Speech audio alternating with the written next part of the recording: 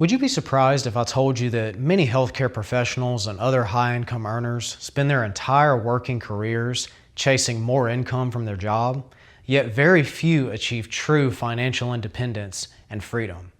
Welcome to the Dividend Dentist. I'm Dr. Adam Coughran, a dentist by trade and investor by design, and I'm here to help you achieve true financial independence and time freedom with passive income. So let's get started. So today I want to talk about the number one financial mistake that many healthcare professionals make. You may be making it yourself and are not even aware of it. There are two main types of income: active income and passive income. Well, let's start with active income. Now, whether most people are aware of it or not, they're familiar with active income. Think of this income as the money that you receive from showing up at a job and doing a task. I'm a dentist, so I show up, I treat patients, and I get paid for doing that work. And the same goes with any job, whether you're a W-2 employee, 1099 independent contractor, whether you work for someone, whether you have your own business. Now, we do need to talk about a couple of aspects of active income that make it less than ideal for achieving the financial freedom and independence that we're looking for. First off, this type of income is bound by time. I don't care how fast of a clinician you are or how many procedures you build during that amount of time, eventually you're going to hit a ceiling where your income is capped and bound by the time that you have to do the work at hand. Next up, ceiling on growth. Now, you may have a great income as a healthcare professional, and that's wonderful. However, eventually everyone does reach that ceiling when you're trading time for money. Number three, it's the most tax inefficient form of income there is.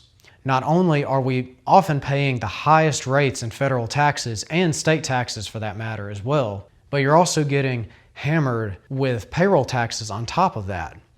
Next up, no compounding. So this type of income is linear in fashion, okay? But there's no compounding effect. If you show up, you get paid. If you don't show up, you don't get paid. Simple as that. And lastly, no leverage.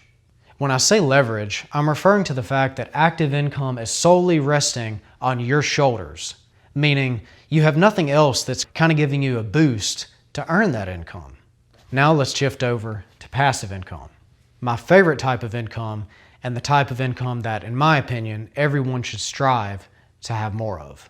Let's say you own a stock that pays dividends, or a rental property to where a tenant is paying you rent every month. Those are just a few common examples.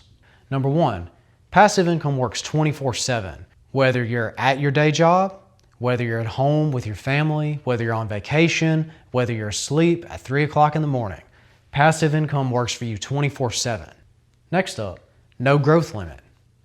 Because passive income is constantly working for you and the things that produce passive income grow over time, ideally, there's no limit to how much this income can grow over time. This is not only great because the income keeps growing with little to no effort on your behalf, but also when you factor in things like taxes and inflation that tend to go up over time, this income often tends to grow with it. Number three, tax advantaged. Passive income often has many more tax advantages than active income.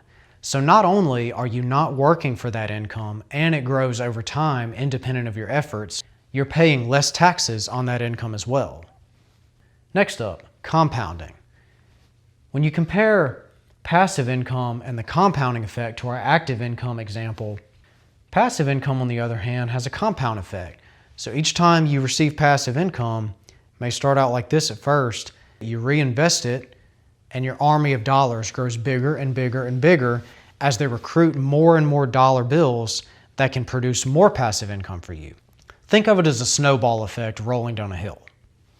Lastly, leverage in many forms. Now, most people, when they think of leverage, think of debt.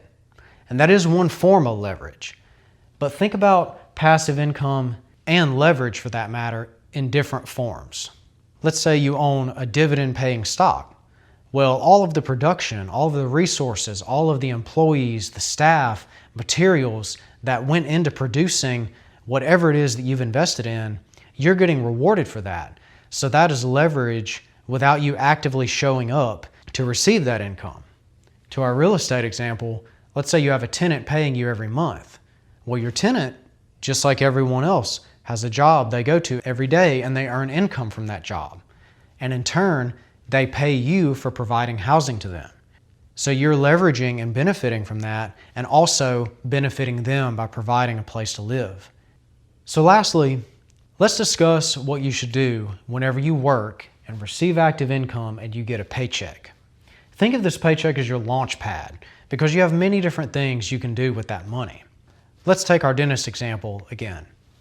Many dentists, when they get paid, especially if they're an associate dentist starting out, they may invest in more CE courses to acquire more skills and therefore increase their production at work to increase their active income. Let's say you're a practice owner. You may think, well, I need to take this active income from my dental practice and I need to acquire a new piece of equipment that will not only build equity in my practice, but will increase office productivity, serve more patients, and increase our revenue overall.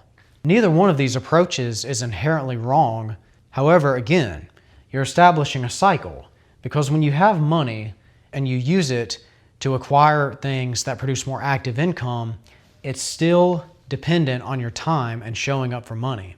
Again, no matter how high that income works from your job, if you don't show up, you don't get paid. On the other hand, let's talk about how you can use your paycheck from your active income to buy cash flowing assets that produce passive income instead.